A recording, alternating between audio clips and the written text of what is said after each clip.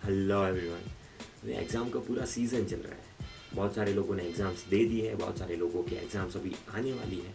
तो सोचा कि एक एग्ज़ाम के ऊपर एक वीडियो बनाया जाए। तो बहुत सारे लोगों ने ईमेल्स किए थे, मैसेजेस किए थे कि एग्ज़ाम के अंदर क्या करना चाहिए वगैरह वगैरह। तो जो जो कॉमन क्वेश्चंस थे वो मैंने यहाँ पे लिख लिया है और आज वो सब क्वेश्चंस के मैं आपको आंसर दूंगा और उसके ऊपर थोड़ी बहुत टिप्स भी दूंगा।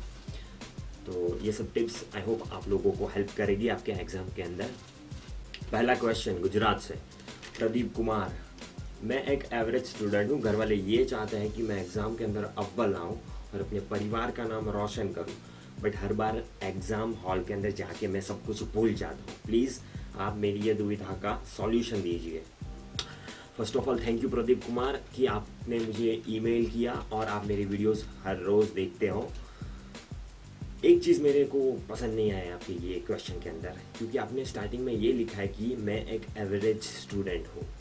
देखो यहाँ पे ही आपने अपनी इज्जत की माँ बहन कर दी है। जब तक आप मानोगे कि आप एवरेज स्टूडेंट हो तो आप एवरेज स्टूडेंट ही रहोगे। आप एवरेज स्टूडेंट नहीं हो, आप एक ब्रिलियंट स्टूडेंट हो। ये आपके दिमाग के अंदर से है ना, ये निकाल लो कि आप एवरेज स्टूडेंट हो, आप ब्रिलियंट स्टूडेंट हो।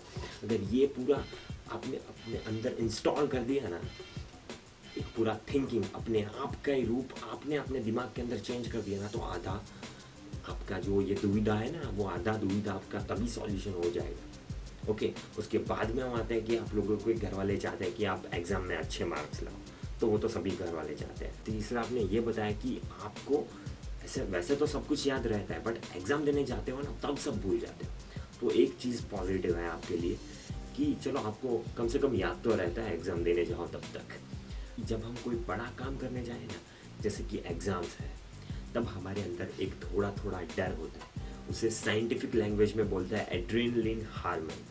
तो वो अगर एक लेवल के अंदर रहा ना, तो वो हमारे लिए अच्छा है, तो वो हमको फोकस बनाता है। बट उसका प्रमाण, उसकी मात्रा अगर ज़्यादा चली गई तो उसका पूरा डर हमारे ऊपर हावी हो जाता है और हम सब भूल जाते हैं। तो ये डर इतना आता कैसे है हमारे अंदर? दो चीज़ों से। एक, हमारा दिमाग, हमने ऐसा सोच लिया है कि ये एग्ज़ाम बहुत बड़ी चीज़ है। हम खुद ही जो इतनी छोटी चीज़ है हम उतना बड़ा हमारे दिमाग के अंदर हमने बना दिया है, इसलिए हमको प्रेशराइज होता है, इसलिए हम सब वहाँ पे जाके भूल जाते हैं। दूसरी चीज़, हमारे घर वाले पूरा दिन टोकते रहते हैं, बेटा पढ़, बेटा पढ़, बेटा पढ़। अरे इतना ज़्यादा बोलने से कुछ वो पढ़ के वो बैचलर या बहुत बड़ा डॉक्टर इंजीनियर नहीं बनेगा। उसे अपने आप पढ़ने दो, उसे अपने आप उसके ऊपर कॉन्सेंट्रेट करने दो।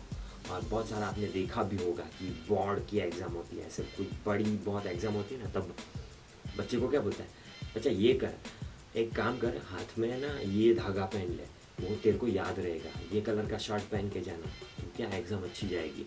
और एग्ज़ाम के दिन में एग्ज़ाम के सेंटर पे वो लोग सब पूरा परिवार उसे छोड़ने आता है, टीका मारता है। जैसे वो क्या बहुत बड़ा सैनिक हो, वहाँ कारगिल में वो युद्ध करने जाता है ना, ऐसे सब ट्रीट करते हैं उसे। बाद में वो प्रेशराइज ही होगा ना, बाद में उसके अंदर वो डर पैदा ही होगा ना। और उस टाइम वो इतना ज़्यादा हैवी प्रेशर में आ गया और उसे कुछ लिखा नहीं गया और उसका पेपर ख़राब हो गया, तो बहुत सारे वो क्या कायर लोग तो सुसाइड कर लेते हैं। तो उसके बाद में रोते हैं। उन सब लोगों के सुसाइड के जिम्मेदार कौन? असल में आप लोग ही, क्योंकि आप लोगों ने उतना ज़्यादा उतना बड़ा इशू क्रिएट कर दिया। Exam exam exam. Second mail Aakriti from New Delhi लिखा है, मुझे पता तो सब चलता है जब मैं पढ़ती हूँ, बट बड़ी बड़ी बुक्स को देखकर मुझे डर लगता है। कोई अच्छी सी मुझे टेक्निक बताओ पढ़ने की और रिवीजन करने की, जिससे मेरा पढ़ाई इजी हो। सबसे पहले आकृति, आपका बहुत बहुत धन्यवाद, शुक्रिया कि आपने मेरे वीडियोस देखते रहते हो और ईमेल किया। अब आपके सवाल के ऊपर आते हैं कि आपको बड़ी बड़ी बुक से डर लगता है, आप समझ नहीं सकते। तो इसका एक सिंपल तरीका मैं आपको दिखाऊं। देखो, बुक्स, इतनी बड़ी बड़ी बुक्स होती है ना, वो आपका कुछ भी उखाड़ नहीं सकती, उसे आप फेंक दो।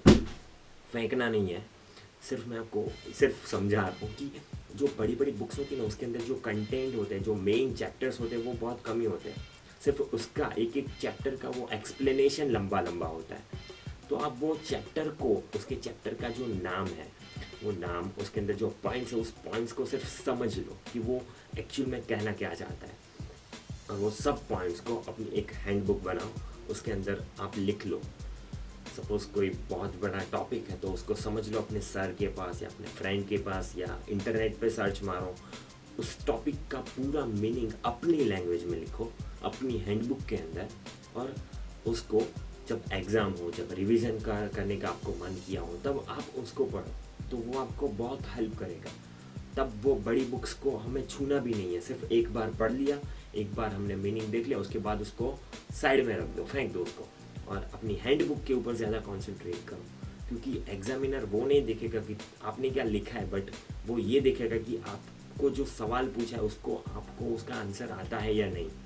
So simple. मेरा ये नेक्स्ट ईमेल आया है, उसके अंदर कुछ नाम नहीं लिखा, सिर्फ क्वेश्चन ये पढ़ता हूँ। आप एग्ज़ाम की प्रिपरेशन कैसे करते थे, मुझे वो जानना है, और मैं आपकी स्टाइल को फॉलो करना चाहता हूँ।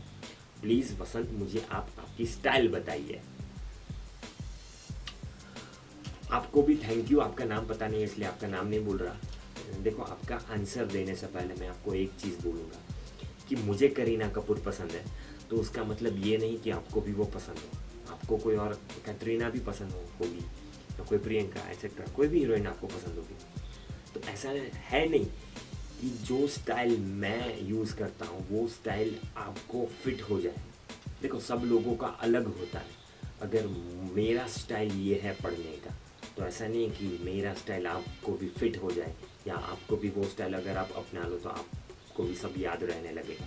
सब लोगों का डिफरेंट होता है। अगर मैं सुबह पढ़ता हूँ तो आप भी सुबह पढ़ो तो आपको याद रहेगा, ऐसा है नहीं। अगर आपको रात को पढ़ने का वो इजी पड़ता है तो आप रात को पढ़ो।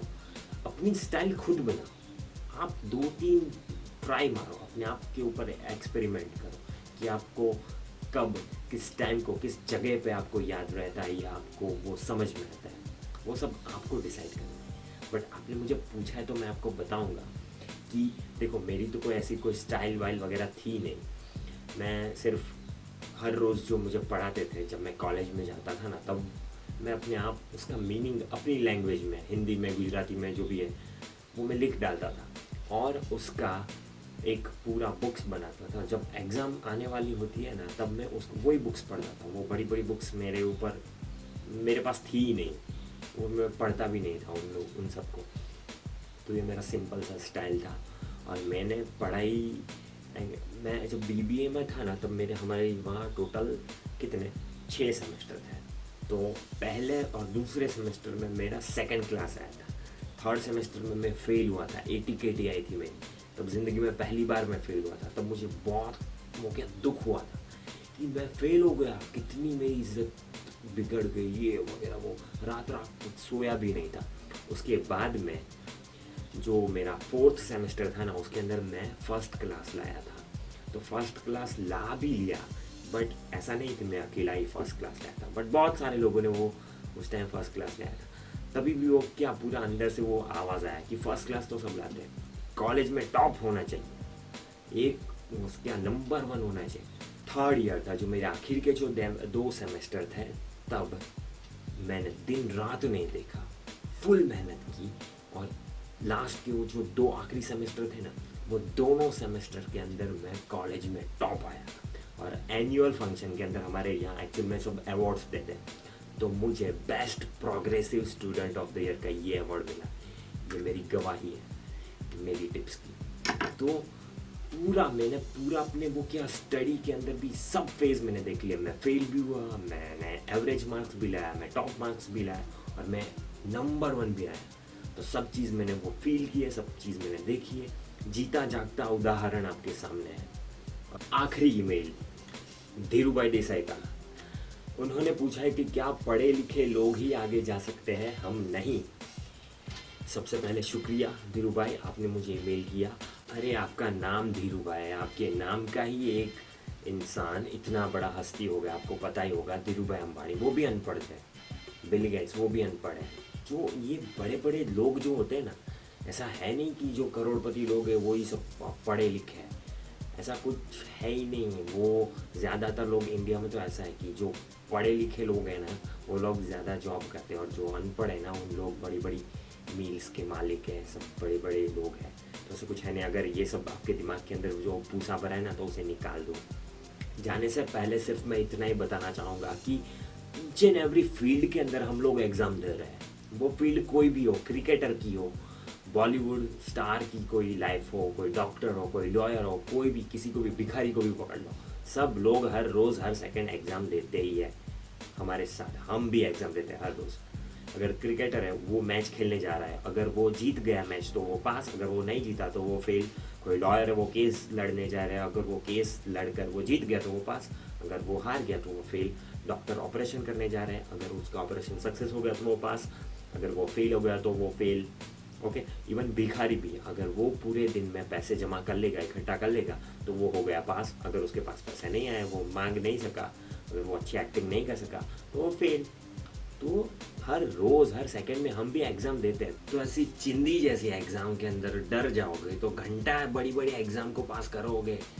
तो छोड़ो टेंशन ये सब, बिंदास एग्ज़ाम दो और बिंदास मार्क्स लाओ और फाड़ दो सब। नंबर 1 आना चाहिए, क्या नंबर 1। ओके, और मैं वो रिज़ल्ट का वेट करूँगा।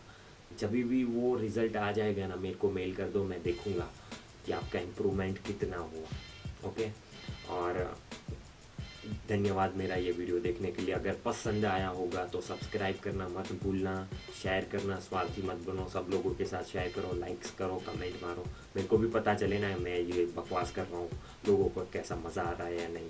ओके, और हाँ, एक और चीज़, मेरा ये वीडियो का पूरा कॉन्सेप्ट, मेरे को ये आइडिया दिया था मेरी एक फ्रेंड जोया ने, तो मैं उसको भी थैंक यू बोलना चाहूँगा कि thank you for your concept. मैंने उसके ऊपर वीडियो बना लिया और सब लोगों को आई होप ये पसंद आएगा। धन्यवाद, टेक केयर, तब तक शुक्रिया।